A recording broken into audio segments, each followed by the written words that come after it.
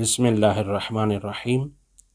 آج کا ہمارا موضوع گفتگو ہے، اگر سکون چاہتے ہیں تو اپنی عادتیں بدلیں۔ اور سوال یہ پیدا ہوتا ہے کہ اپنی عادتیں کیسے بدلیں؟ اس سوال کا جواب دینے کے لیے ہم آپ کی خدمت میں حاضر ہیں۔ سب سے پہلے ہر انسان یہ چاہتا ہے کہ اس کا مستقبل روشن ہو، لیکن یاد رکھیے کوئی بھی شخص اپنا مستقبل نہیں بدل سکتا۔ بدل سکتا ہے تو فقط اور فقط اپنی عادتیں بدل سکتا ہے، اور اس کی عادتیں اس کا مستقبل بدل سکتی ہیں۔ لہٰذا اس کو اپنی عادتیں بدلنی چاہیے۔ لیکن عادتیں کیسے بدلیں گی؟ اس کے لیے ہم آپ کی خدمت میں چند اصول بیان کیے دیتے ہیں۔ نمبر 1،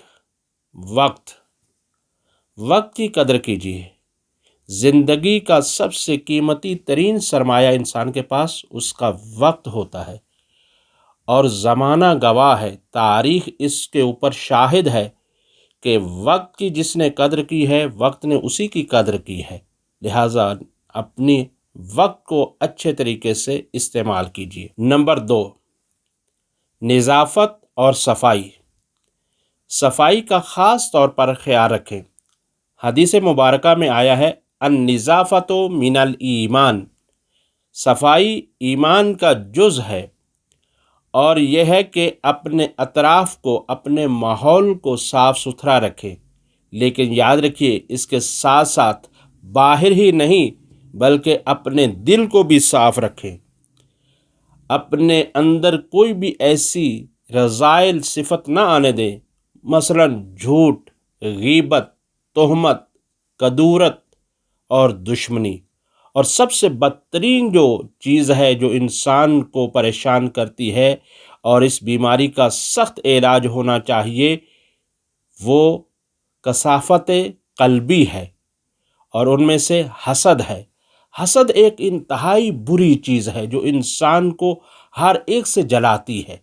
حسد کی بیماری سے دور رہنا چاہیے، حاسدین سے بھی دور رہنا چاہیے۔ تو حسد سے اپنے آپ کو بچا کے رکھیں۔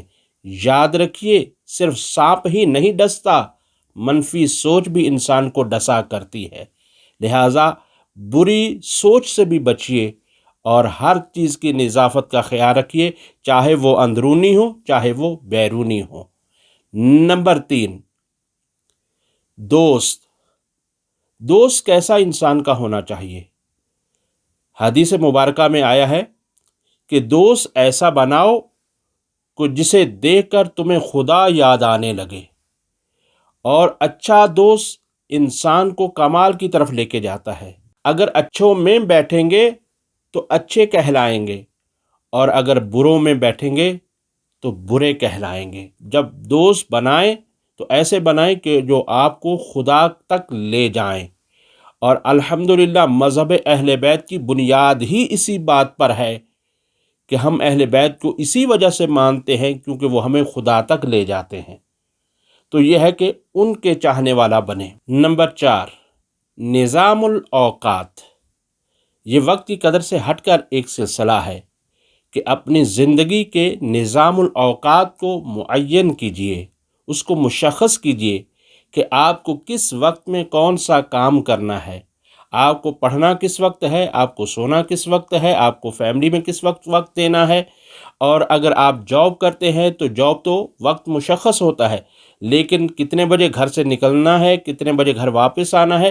اپنی زندگی کے اندر نظام الاوقات کو ضرور اہمیت دیجیے۔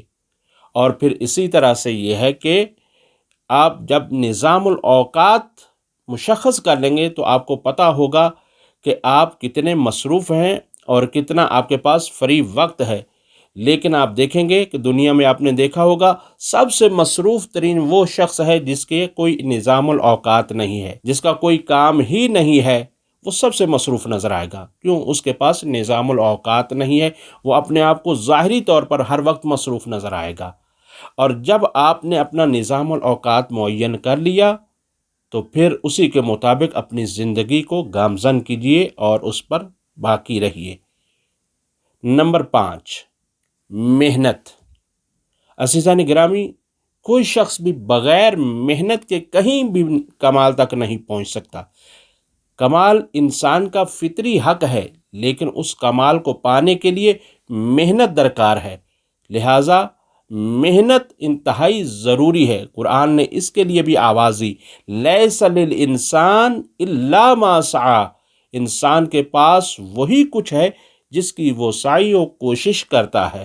لہٰذا اگر محنت کے بغیر آپ کوئی اپنا اچھا مستقبل سوچ رہے ہیں تو یہ خواب خیالی ہے۔ اس خواب خیالی سے باہر آئیے اور اپنے آپ کو محنت کے جادے پر اور اس کے راستے پر ڈال دیجئے، تاکہ آپ بھی ان کامیاب لوگوں میں سے ہو جائیں انشاءاللہ تعالی۔